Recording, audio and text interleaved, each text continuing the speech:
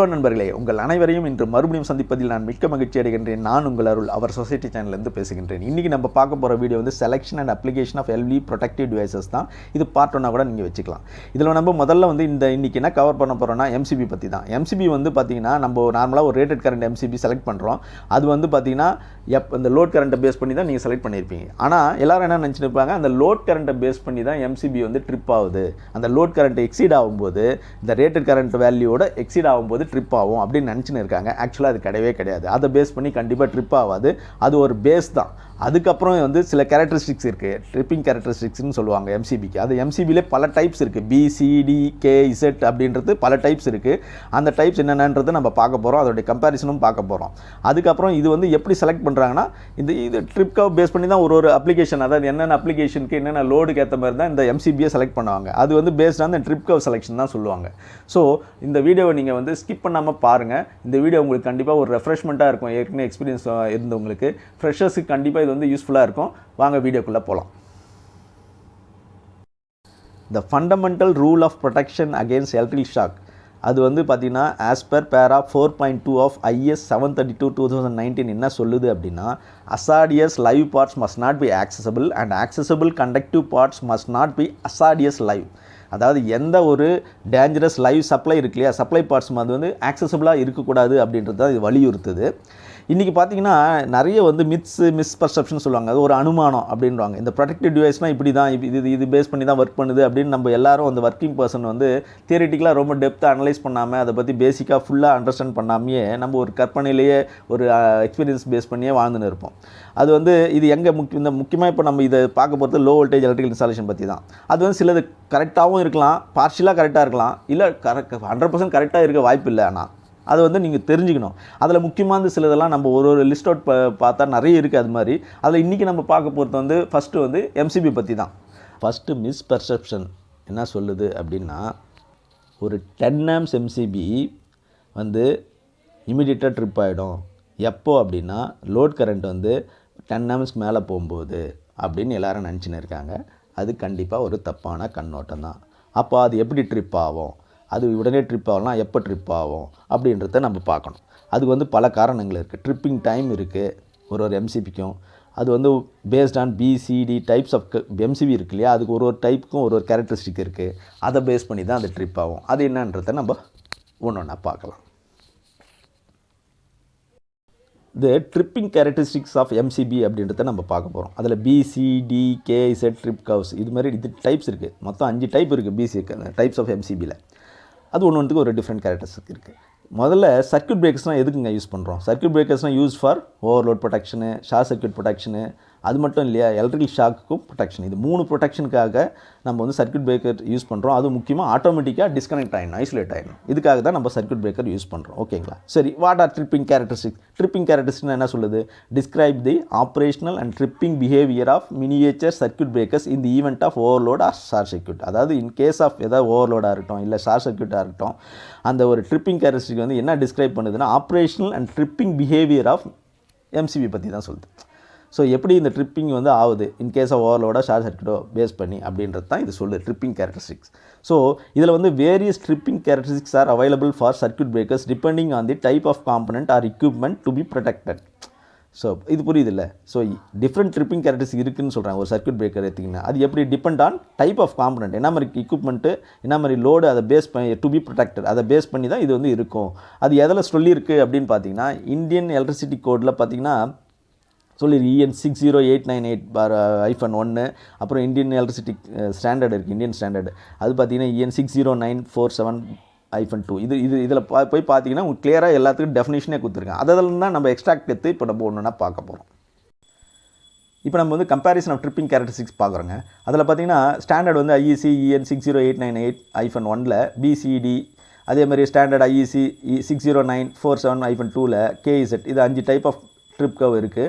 அதில் வந்து பார்த்திங்கன்னா ரெண்டு டைப் ஆஃப் ப்ரொடெக்ஷன் இருக்குங்க ஒரு எம்சிபியில் thermal release electromagnetic release thermal release வந்து நார்மலாக ஓவர்லோட் ப்ரொடெக்ஷனுக்கு யூஸ் பண்ணுறது எலக்ட்ரோமேக்னெட்டிக் ரிலீஸ் வந்து ஷார்ட் சர்க்யூட்டுக்காக யூஸ் பண்ணுறது ஸோ அதுக்கான செட்டிங் தான் இது இப்போ வந்து ஒரு for example trip curve B எடுத்துக்கிறோன்னு வச்சிங்களா அதில் கன்வென்ஷனல் நான் ட்ரிப்பிங் கரண்ட்டு பார்த்தீங்கன்னா 1.13 இன்ட்டு ஐஎன்ன்றது லோட் கரண்ட்டுங்க லோட் கரண்ட் இன்ட்டு 1.13 டைம்ஸ் போகும்போது தான் ட்ரிப் ஆகும் அதுவும் எப்போனா மோர் தென் 1 ஹவர் பொறுத்து தான் ட்ரிப் ஆகும் ஓகேங்களா இதே வந்து எலக்ட்ரோமேக்னெட்டிக் ரிலீஸாக இருந்துன்னு வச்சிங்களேன் அது வந்து பார்த்தீங்கன்னா எவ்வளோ நேரம் நிற்கும் அந்த கரண்ட்டுன்னு பார்த்தீங்கன்னா 3 டைம்ஸ் லோட் கரண்ட்டு ஸோ இது எப்போ ட்ரிப் ஆகும் எலக்ட்ரோமேக்னெட்டிக் ரிலீஸ் எப்போ வந்து ஆக்டிவேட் ஆகும் அப்படின்னு பார்த்தீங்கன்னா லோட் கரண்ட்டோட 3 டைம்ஸ் இருக்கணும் ஸோ அப்போ ஆகும்போது தான் ஆகும் அது எப்போ ஆகும் எப்போ சர்ஜ் ஆகும்போது தான் ஏதாவது high volt high short circuit ஆகும்போது தான் அதனால தான் அதுக்கு வந்து அந்த டைம் கொடுத்துருக்காங்க அவ்வளோ கரண்ட் போகும்போது தான் அது ட்ரிப் ரிலீஸ் பண்ணி விட்டுரும் அதுவும் எப்போனா 0.10 செகண்ட் எக்ஸீட் ஆகும்போதே ட்ரிப் பண்ணி விட்டுரும் அவ்வளோ கரண்ட் போகும்போது ஸோ ஃபார் எக்ஸாம்பிள் அது மாதிரி தான் இது வந்து ஒன்றுத்துக்கும் அது மாதிரி இருக்குது சிக்கு ஒன்று டி டிக்கு ஒன்று கேக்கு இசட் எல்லாத்துக்குமே ஒரு கேரக்டரிஸ்டிக் இருக்குது ட்ரிப்பிங் கேரக்டரிஸ்டிக் இதை நீங்கள் புரிஞ்சிக்கணும் ஆக்சுவலாக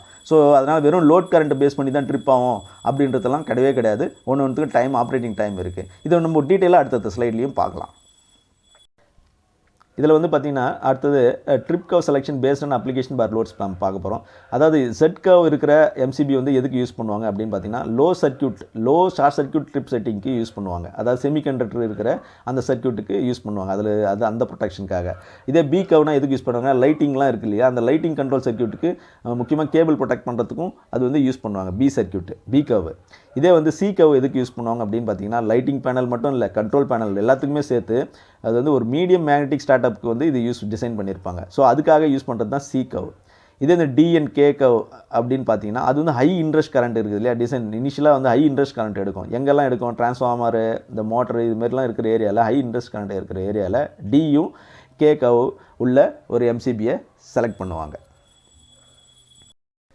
அடுத்தது இந்த why do circuit breakers have different tripping characteristics அப்படின்னு பார்த்தீங்கன்னா உங்களுக்கு ஏற்கனவே ஓரளவுக்கு புரிஞ்சிருக்கும் அதாவது டிஃப்ரெண்ட் கேரக்டரிஸ்டிக்ஸ் இருந்தால் தானே நம்ம வந்து ஒன்றுத்துக்கும் ஏற்ற மாதிரி சர்க்யூட் பிரேக்கர் வந்து ஆப்ரேட் ஆகும் இல்லைனா தேவையில்லாமல் ஒரு நியூசன்ஸ் ட்ரிப் ஆகும் தேவையில்லாமல் ஒரு ஃபால்ஸ் இன்ஃபர்மேஷன் கொடுக்கும் ட்ரிப் ஆகி ஸோ இதெல்லாம் அவாய்ட் பண்ணணும் அதே நேரத்தில் எலக்ட்ரிக்கல் எக்யூப்மெண்ட்ஸை சேஃபும் பண்ணணும் ப்ரொடெக்ட் பண்ணணும் ஓகேங்களா ஸோ அதுக்காக தான் இது வந்து இந்த ட்ரிப்பிங் கேரக்டரிஸ்டிக்ஸ் ரொம்ப முக்கியம் அதனால தான் டிஃப்ரெண்ட் ட்ரிப்பிங் கேரக்டரிஸ்டிக்ஸ் இருக்குது அப்படின்னு சொல்கிறாங்க ஸோ உங்களுக்கு அது புரிஞ்சிருக்கும் அதுக்கேற்ற மாதிரி நம்ம செலக்ட் பண்ண வேண்டியிருக்கோம் so we need different trip curves to balance the right amount of overcurrent protection against optimal machine operations ஒரு ஆப்டிமலான ஒரு மிஷின் ஒரு எஃபிஷியண்ட்டான மிஷின் ஆப்ரேஷன் இருக்கணும்னா அதுக்கு பேலன்ஸ் பண்ணி தான் நீங்கள் செலக்ட் பண்ணணும் டிஃப்ரெண்ட் ட்ரிப் கர்வ் இருந்தாலும் அதில் எது நம்ம வந்து ஓவர்கரண்ட் ப்ரொடெக்ஷனுக்கு எது பெஸ்ட்டாக இருக்கும் நம்ம அப்ளிகேஷனுக்கு அப்படின்றத சூஸ் பண்ணுறதுல தான் நம்ம கரெக்டாக சூஸ் பண்ண வேண்டியிருக்கும் அடுத்ததாக வாட்ஸ் எ ட்ரிப் கர்வ் அப்படின்னு பார்க்க போகிறோம் அந்த ட்ரிப் கர்வ்னா என்னென்னா ஒரு சர்க்யூட் பிரேக்கோட ட்ரிப்பிங் டைமை சொல்கிறது தான் அந்த ட்ரிப் கர்வோட வேலை ஓகேங்களா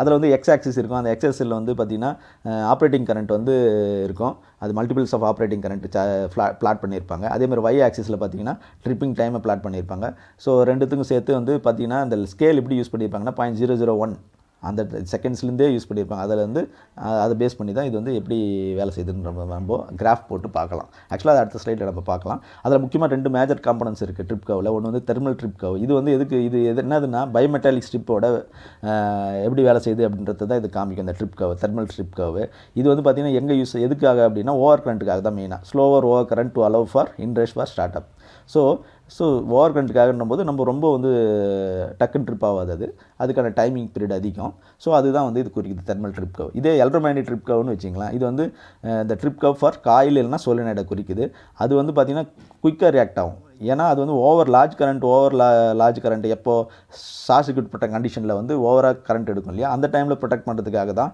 இது வந்து எலக்ட்ரோமேக்னெட்டிக் ட்ரிப் கர்வ் வந்து யூஸ் பண்ணுறோம்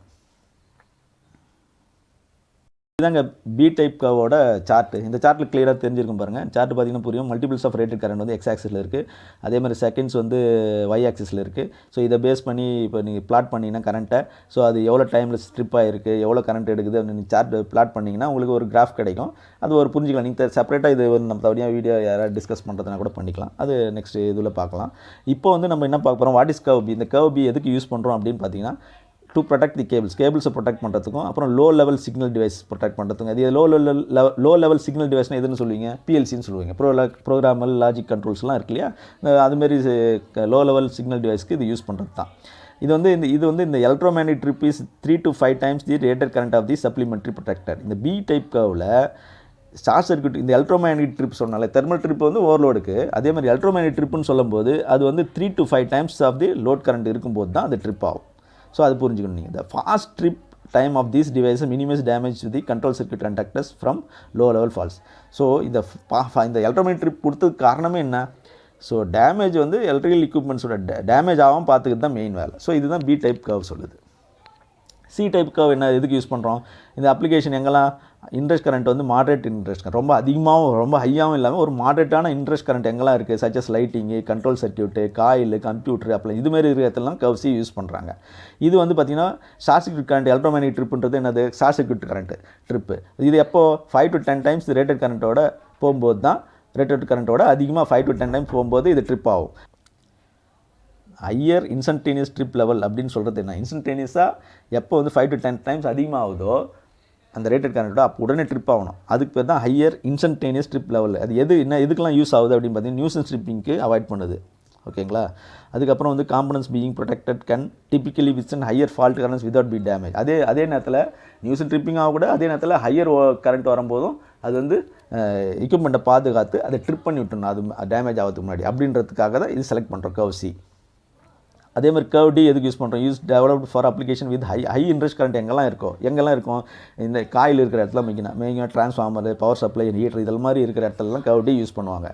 இதே வந்து எலக்ட்ரோமேக்னெட்டிக் ட்ரிப்புன்னு வச்சுக்கோங்க, அது வந்து இதில் வந்து எலக்ட்ரோமேக்னெட்டிக் அதாவது ஷார்ட் சர்க்யூட் ட்ரிப் வந்து 10 to 20 டைம்ஸ் வரும்போது தான், ரேட்டட் கரண்ட்டோட 10 to 20 டைம்ஸ் வரும்போது தான் வந்து இது ட்ரிப் ஆகும்.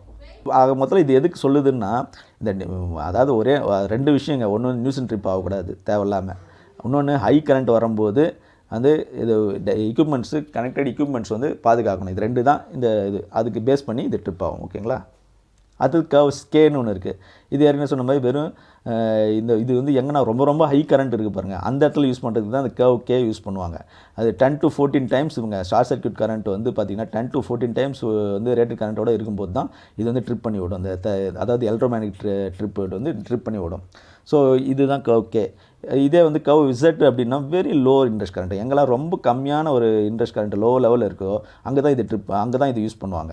இந்த எலக்ட்ரோமேக்னெட்டிக் ட்ரிப் பார்த்திங்கன்னா 2 to 3 times the rated current of the supplementary protector. 2 to 3 times அதிகமாக இருக்கும்போது இந்த ஷார்ட் சர்க்யூட் ட்ரிப் வந்து, அதாவது எலக்ட்ரோமேக்னெட்டிக் ட்ரிப் வந்து வேலை செய்யும். So these types of miniature circuit breakers are high sensitive to short circuits. இதெல்லாம் வந்து இந்த இசட் டைப்லாம் ரொம்ப ஹை சென்சிட்டிவ்ங்க. 2 to 3 டைம்ஸ் வரும்போது ஹை சென்சிட்டிவாக தான் இருக்கும். இது எங்கெல்லாம் யூஸ் பண்ணுறாங்க அப்படின்னு பார்த்தீங்கன்னா செமி கண்டக்டர் டிவைஸ் தான் யூஸ் பண்ணுவாங்க. ஸோ இவ்வளோ தாங்க இந்த எம்சிபி பற்றி நம்ம வந்து தெரிஞ்சிக்க வேண்டிய முக்கியமான விஷயங்கள். ஒரு மெயின்டெனன்ஸ் பர்சனாக இருக்கட்டும், இல்லை வந்து ஒரு ப்ராஜெக்ட்டில் இருக்கிறவங்களாக இருக்கட்டும், இது முக்கியமாக தெரிஞ்சிக்க வேண்டிய ஒரு எலக்ட்ரிக்கல் இன்ஜினியர்ஸ் தெரிஞ்சிக்க வேண்டிய முக்கியமான விஷயங்களை நம்ம ஓரளவுக்கு பார்த்துட்டோம்னு நான் நம்புகிறேன். இந்த வீடியோ உங்களுக்கு பிடிச்சிருந்ததுன்னா கண்டிப்பாக லைக் பண்ணுங்கள், ஷேர் பண்ணுங்கள் ஃப்ரெண்ட்ஸோட, கண்டிப்பாக சப்ஸ்கிரைப் பண்ண மறந்துடாதீங்க. நன்றி, வணக்கம்.